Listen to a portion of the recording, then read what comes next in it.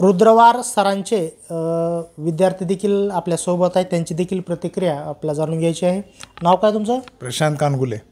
बरं, पांडुरंगजी रुद्रवार सर आहेत, तर त्यांनी कसं या ठिकाणी आपल्याला मार्गदर्शन केलं आहे किंवा त्यांची जी टीचिंग पद्धती आहे ती कशी होती, काय अनुभव आहे त्यांचे, आणि त्यांच्यामुळे आज चांगल्या पदावर आहेत, आपण चांगलं एज्युकेशन घेत आहेत. 1ली ते 7वी जिल्हा परिषद प्राथमिक शाळा आरखेड येथे असताना सर आम्हाला 4थी 5वी 6वी 7वी या 4 वर्गामध्ये आम्हाला शिकवताना सरांनी जे 4 वर्षामध्ये जे बेस जो आमचा पक्का झाला प्रत्येक विषयाचा, मराठी, हिंदी, इंग्लिश, विज्ञान, त्याच्यामुळे आम्हाला त्या बेसिकचा इतका फायदा झाला की त्याच्यानंतर आम्हाला सेल्फ स्टडीची म्हणजे आवड निर्माण झाली आणि कोचिंग क्लासेस वगैरे असं इतकंशी गरज पडली नाही. आणि त्या बेस पक्का झाल्यामुळे आम्ही इथंपर्यंत पोहोचू शकलो. त्यात सरांचं खूप मोठं योगदान आहे. तर आज थोडक्यात काय सांगायचे, सरांची रिटायरमेंट झालेली आहे आणि आपला जो या ठिकाणी ज्ञानाची शिदोरी दिली आहे ही कधी न संपणारी शिदोरी दिली आहे. मी इथून पुढे सरांना असंच सांगेल की सरांनी हे त्यांचं शिक्षणाचं जे योगदान आहे ते असंच चालू ठेवावं आणि सरांना त्यांच्या पुढील आयुष्यामध्ये पुढील आयुष्य आरोग्य व संपन्न व्यवस्थित जावं ही सरांकडे म्हणजे शुभेच्छा. आणि परभणी जिल्ह्यातील पालम या ठिकाणी एक नामवंत व्यक्तिमत्व आज आपल्या भेटीला आहेत. ते म्हणजे या ठिकाणी या पालम नगरीचे एक सामाजिक, शैक्षणिक आणि औद्योगिक क्षेत्रामध्ये नावाजलेलं एक व्यक्तिमत्व आज आपल्या भेटीला आहेत. ते म्हणजे या ठिकाणी आज नुकताच त्यांचा सेवापूर्ती गौरव सोहळा अगदी थाटामाटामध्ये संपन्न झालेला आहे. आज या ठिकाणी आपल्यासोबत पांडुरंगजी रुद्रवार सर आहेत. सर, आज या ठिकाणी आपला सेवापूर्ती गौरव सोहळा संपन्न झालेला आहे आणि सर्वांनी येऊन आपला खूप साऱ्या शुभेच्छा दिल्या आहेत, काय सांगायचे आज? हो, आज प्रदीर्घ 34 वर्षाच्या सेवेनंतर मी प्राथमिक शाळा सातेगाव या ठिकाणाहून उच्च श्रेणी या पदावर माझा रिटायरमेंट झालेली आहे आणि मी केंद्रीय प्राथमिक शाळा पेठशिवनी या ठिकाणी केंद्रप्रमुख पदाचा सुद्धा माझ्याकडं पदभार होता.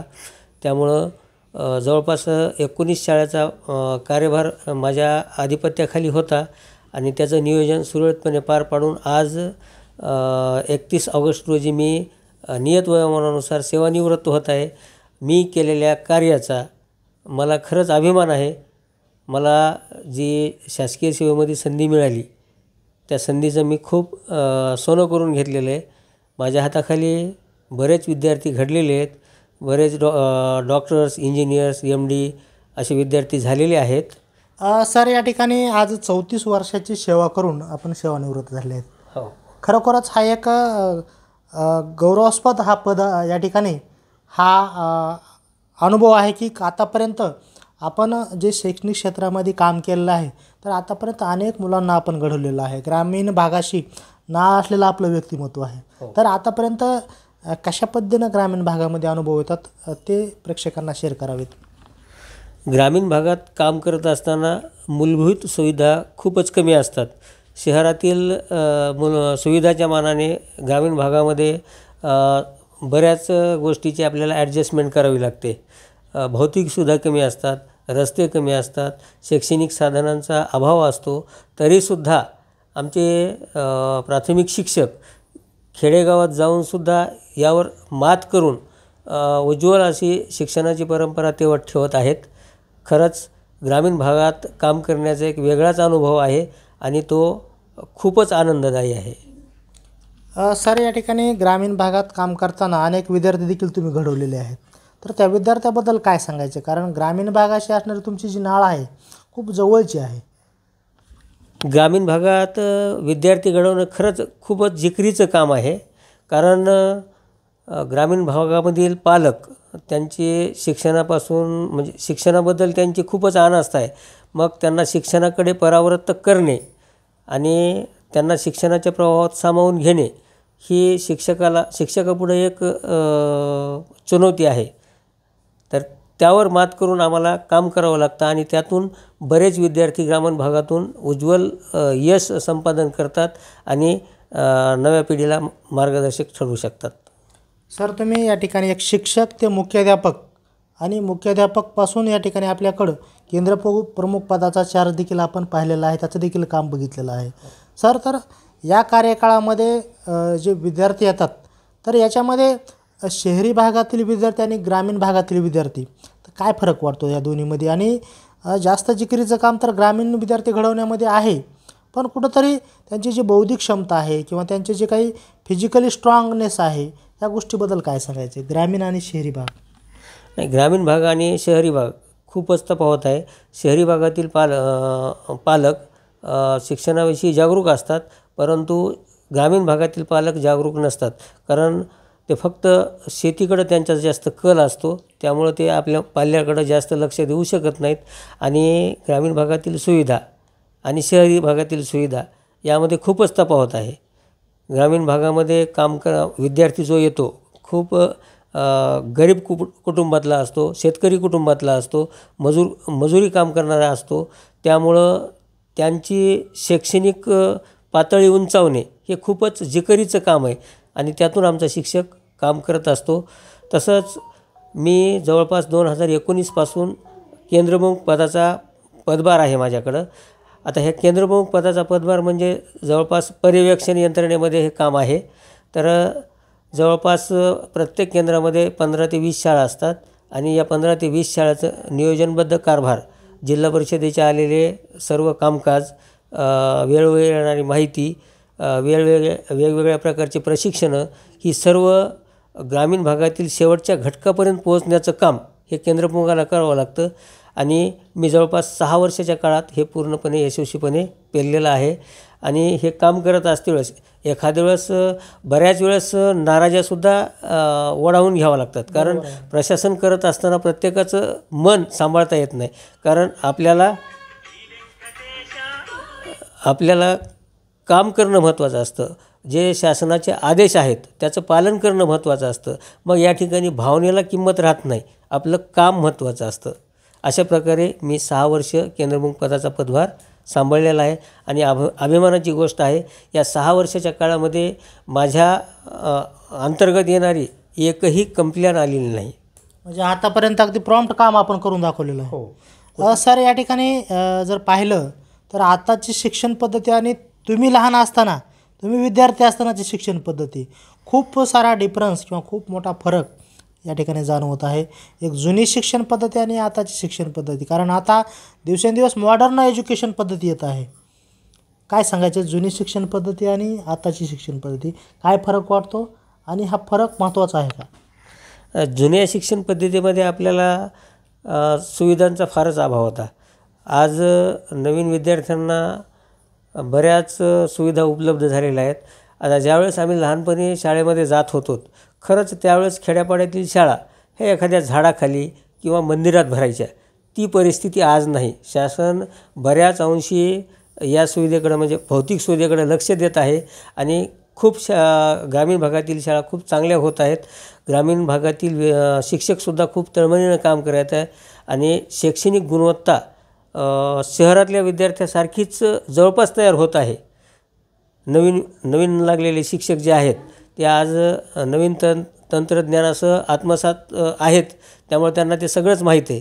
आमच्यासारख्या जुन्या व्यक्तीला थोडासा त्रास होतो, परंतु नवीन शिक्षक जे आहेत त्यांना या ऑनलाईनच्या जमान्यामध्ये सगळी माहिती असल्यामुळे ते लिलायापणे पार पाडू शकतात.